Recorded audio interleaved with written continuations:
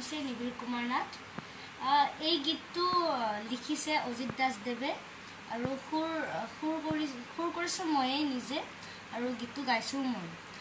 লগতে এই গীতটো নুপুৰ ষ্টুডিঅ' মিউজিকত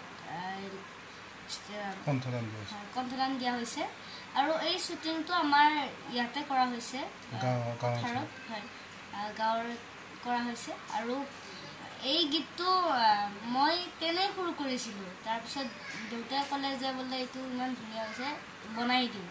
তাৰপাছত যেতিয়া ক'লে তাৰপিছত বনালোঁ। তাৰপিছত ভবা নাছিলোঁ যে ইমান সুন্দৰ হ'ব গীতটো। তাৰপাছত আকৌ এই গীতটো বনোৱাৰ পিছত আকৌ ভিডিঅ' কৰিলোঁ আৰু এই ভিডিঅ'টো বৰ্তমান কুমাৰ নিবিড় এই চেনেলটোত আপোনালোকে দেখিবলৈ পাব আৰু আপোনালোকে সেই চেনেলটো আপোনালোকে ছাবস্ক্ৰাইব কৰি দিব। অকল ফেচবুকত পাব নে ইউটিউবত পাব? ফেচবুকতো পাব, ইউটিউবতো পাব। একে নামতে আছে দুটা, ফেচবুক আৰু ইউটিউব।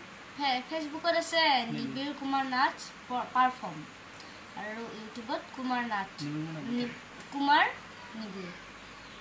এতিয়া ৰাইজক কি আহ্বান জনাবা? তুমি যিহেতু নিজে সুৰ কৰিছা, নিজে গাইছা, সেই গানটোক লৈ কি আহ্বান জনাবা ৰাইজক? মই এইটোৱে আহ্বান জনাম যে তেওঁলোকে ভালদৰে শুনক গীতটো আৰু যাতে মোক ভৱিষ্যতলৈও আশীৰ্বাদ দিয়ে, যাতে মই ভৱিষ্যতলৈ আৰু ভালদৰে বনাবলৈ চেষ্টা কৰিম গীত।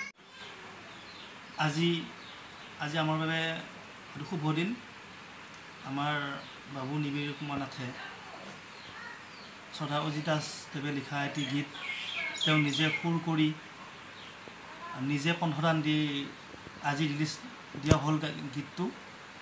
আপোনালোকৰ মৰম আশীৰ্বাদ আৰু যি আপোনালোকে আগুৱাই যাবলৈ প্ৰেৰণা দিছে, তাৰ ফলতে হয়তো ইমানখিনি আমি আগবাঢ়িবলৈ সাহস পাইছোঁ। ভৱিষ্যতে আপোনালোকে আশীৰ্বাদ দিয়ক, আমাক এই কমেণ্ট কৰি জনাব।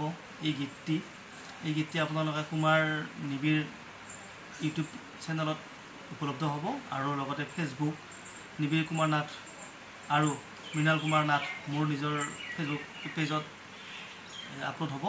গতিকে আপোনালোকে নিশ্চয় কমেণ্ট কৰি জনাব গীতটো শুনি কেনে, সম্পূৰ্ণ শুনিব।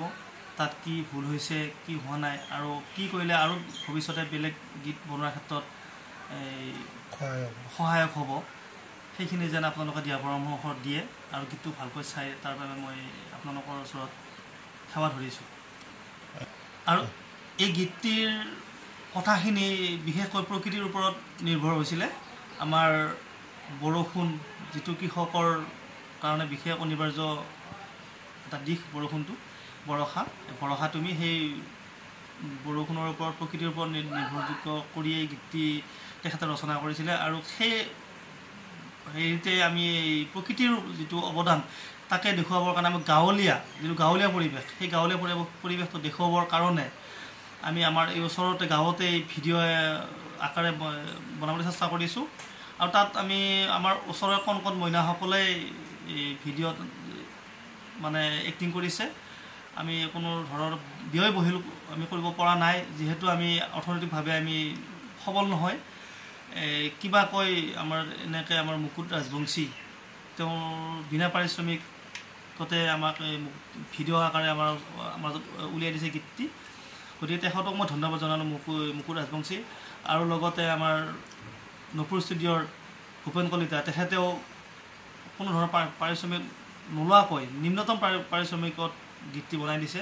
তেখেতক আমি এই হিচাপতে ধন্যবাদ জনাইছোঁ।